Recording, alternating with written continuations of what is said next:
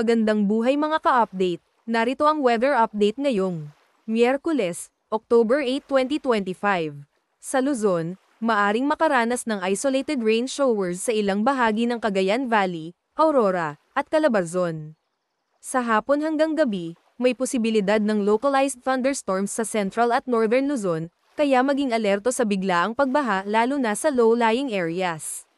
Sa Metro Manila, aasahan ng mainit na umaga ngunit may ulan pagsapit ng tanghali dahil sa thunderstorm.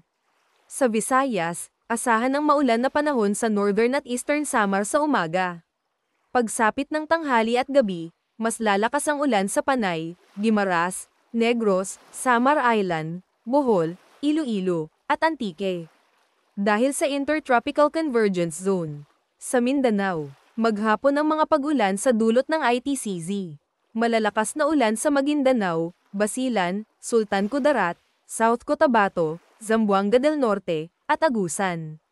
Sa gabi, tuloy-tuloy pa rin ang ulan sa Zamboanga Peninsula, Socsargen, Davao Region, at Caraga, kaya maging alerto sa pagbaha at landslide.